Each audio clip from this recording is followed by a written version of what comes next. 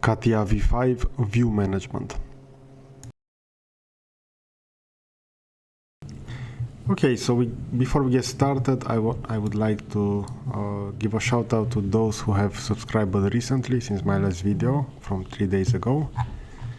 So let's take a look at the recent subscribers. We're gonna see that those who made their subscription public, this is the list of my last subscribers. Okay, so let's jump into CATIA. I will start the shape, imagine a shape, because over here we can have some additional features for the view management. And the view management toolbar looks like this, and we're gonna have three options: view selection, view modification, and also soft mirror. If you don't have enabled the view management, you can right click on an empty gray area on the let's say the toolbar where you can put those icons, and you're going to activate the view management. So this is how you enable and disable view management. Now to get started, I'm going to define a primitive, so I will define a sphere. And within the view management, the first one will be the view selection. We can either click on that, and when I'm gonna drag my mouse around the part, I'm gonna see that I can either go to the top view or the other predefined views, for example front view. And you can use the hotkey F4 to rapidly swap between those views, so top view, back view, and so on. So you can turn around your 3D model. The second one is the view modification. So this will enable us to go either in perspective view or in parallel view. For example, for the perspective view, we can adjust that. So we're gonna have this handle. Like for that initial sphere, if I will heavily modify the perspective, we're gonna have something like this. So we're gonna clip inside out of the sphere, using a large perspective view, and it will look like this.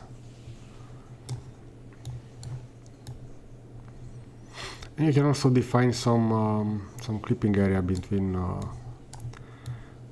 those two. So either the far plane and also the one around us. But usually it's good to keep CATIA in a parallel view. And I'm gonna set that so the parallel view is not influenced by this slider, and this is the best solution. So activate, usually also when you model, it's better to keep it in parallel style.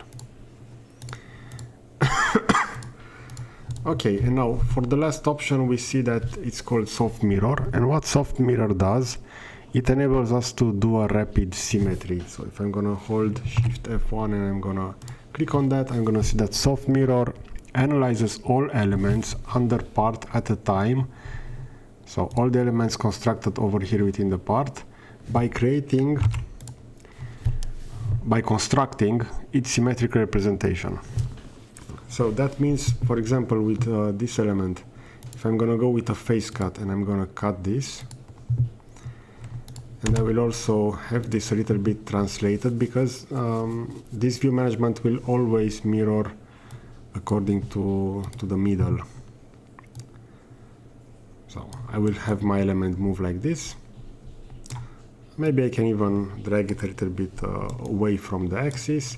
And now with that enabled, but you need to keep in mind that you need to exit the modification. So let's take a look now. Soft modification for this part. It should give me the mirror of this element. For some reason it's not doing that. So let's create another primitive and see if that will pan out and fix. So these are the elements. Now I want a soft mirror. Okay, so we're gonna have the soft mirror against that axis. If I'm gonna change my view, let's say to the right view or maybe to the front view, so the software will give me the soft mirroring regarding that axis. So that means I need to manipulate my element over here, and now with the soft mirror, the software will give me this. Okay, so that's a rapid way to visualize. If you maybe want to work on something and it will have to be like, let's say the mirror of a car, you can just have it modified on one side, and after that you can see how will that mirror look mirrored. So that's a rapid setup for that. Okay, so I hope you found this useful. Most importantly, keep in mind that for F2 it's most recommended to keep it in parallel. For example, now with those two objects mirrored, if I'm gonna keep it in perspective, I can highly, let's say, change the focus point for this, and my elements will look highly modified. For example, I will think that the cylinder is quite big in comparison to the other shape, but in reality it's not like that. So that's why it's better to keep it in parallel. So you have, let's say, an overview regarding the size of the elements that you modify.